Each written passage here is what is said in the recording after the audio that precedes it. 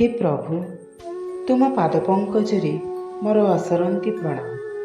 ପ୍ରଭୁ, ତୁମେ ଏହି ସଂସାରର ଦୁଃଖ, ମୋହ, ମାୟା ସବୁକିଛି ଦେଖୁଛ। ପ୍ରଭୁ, ଟିକିଏ ସମସ୍ତ ଲୋକଙ୍କର ଦୁଃଖ ଟିକେ ବୁଝନ୍ତୁ। ପ୍ରଭୁ, ଅନେକ ପ୍ରକାର ଲୋକ ଅନେକ ପ୍ରକାରର ଦୁଃଖରେ ଜର୍ଜରିତ ହୋଇପଡ଼ୁଛନ୍ତି। ପ୍ରଭୁ, ଟିକିଏ ଉଦ୍ଧାର କର ପ୍ରଭୁ। ସେଥି ନିମନ୍ତେ ପ୍ରଭୁ, ମୁଁ ତୁମ ପାଦ ପଙ୍କଜରେ ଏକ ଜଣାଣଟିଏ ନିବେଦନ କରୁଛି। ପ୍ରଭୁ, ସମସ୍ତଙ୍କୁ ସୁଖରେ ରଖିବ। ଶୁଣ ହେ ମଣିମା,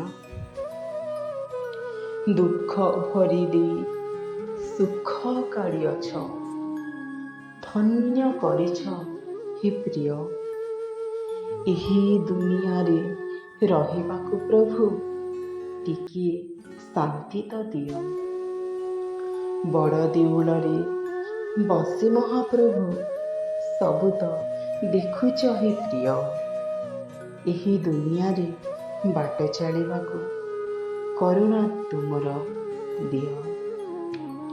ପତିତ ପାବନ ଧ୍ୱଜା ଉଡ଼ୁଅଛି ସଭିଙ୍କ ମଙ୍ଗଳ ପାଇଁ, ଆଉ ଆନନ୍ଦ ବଜାରେ ଅନ୍ନ ଦେଉଅଛ ଦୁଃଖୀଙ୍କ ଶାନ୍ତି ପାଇଁ। ଦୟାର ସାଗର ତୁମେ ମହାପ୍ରଭୁ, ଭକ୍ତରେ ଯେ ତୁମେ ପ୍ରିୟ। ଆଉ ବେଳ ଥାଉ ଥାଉ ତୁମରି ଆଶିଷ ଏହି ବିଶ୍ୱକୁ ଅଜାଡ଼ି ଦିଅ। ଦୁନିଆର ଯେତେ ପାପମାୟା ଅଛି ସବୁକୁ ଦୂରେଇ ଦିଅ। ଜଗତର ନାଥ ତୁମେ ହିଁ ଈଶ୍ୱର, ତୁମେ ତ ସଭିଙ୍କ ପ୍ରିୟ। ଜଗତର ମାୟା ଦେଖୁଅଛ ପ୍ରଭୁ, ଟିକିଏ ଉଦ୍ଧାର କର।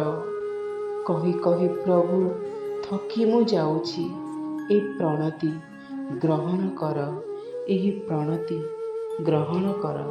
ହେ ପ୍ରଭୁ, ଏହି ସଂସାରର ମୋହମାୟା, ଏହି ସଂସାରର ଦୁଃଖ ସୁଖ ଭରା ପ୍ରଭୁ, ଏତେ କିଛି ଦେଖୁଛ, ପୁଣି କାହିଁକି ତୁମ ହସୁଛ ପ୍ରଭୁ? ହେ ପ୍ରଭୁ, ସମସ୍ତ ଦୁଃଖୀରଙ୍କ ପ୍ରତି ଟିକେ ଦୟା ରଖ ପ୍ରଭୁ।